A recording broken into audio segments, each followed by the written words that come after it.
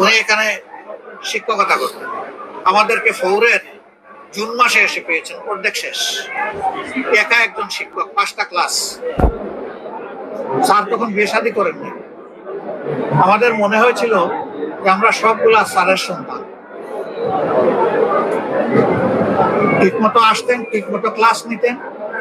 এরপরে উনি সিদ্ধান্ত নিলেন তিনি স্কলারশিপে আমাদেরকে পাঠাবেন পরীক্ষায়। বিকালে ক্লাস শেষে বসে যেতেন আমাদের কয়েকজনকে নিয়ে।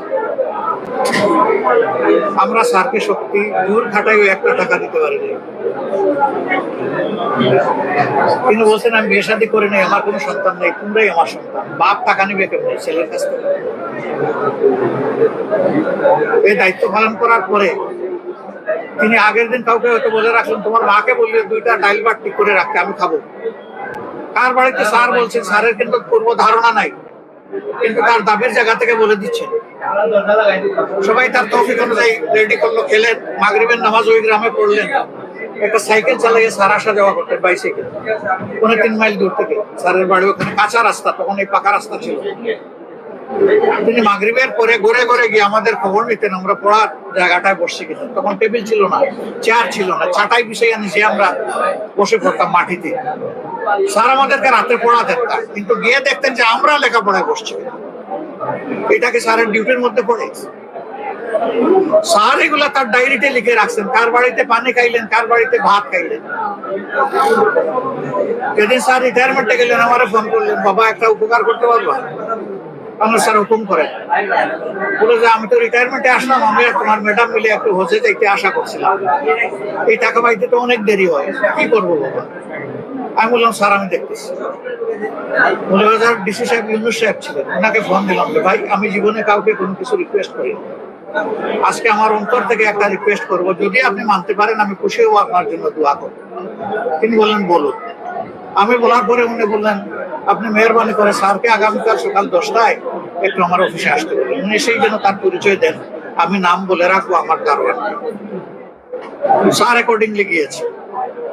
যাওয়ার পরে ডিসি সাহেব উঠে এসে স্যারকে রিসিভ করে নিয়ে বসাইছে।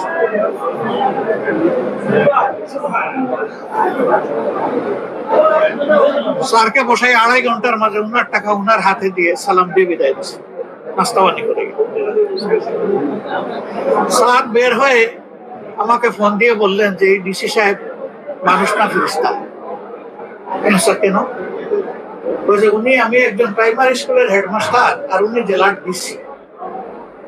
তিনি আমার সাথে যে ব্যবহার করলেন, আমার তো বাবা চোখ দিয়ে পানি চলে আসছে। নিশ্চয়ই কোনো ভালো মশাই ছিল। এরপরে স্যার কি করছেন জানেন?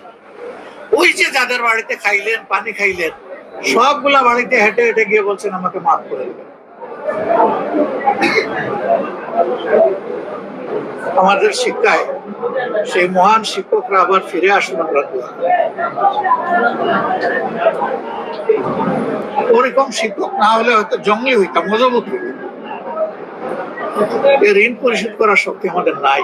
ওনার থেকে শুরু শেষ পর্যন্ত মেডিকেল কলেজ পর্যন্ত যারাই এই দায়িত্ব বাপ পিতার মতো পালন করেছেন, সবার জন্য দোয়া করি আল্লাহ এই সমাজে সেই শিক্ষা আসুক এবং সেই শিক্ষক ফিরে আসুক।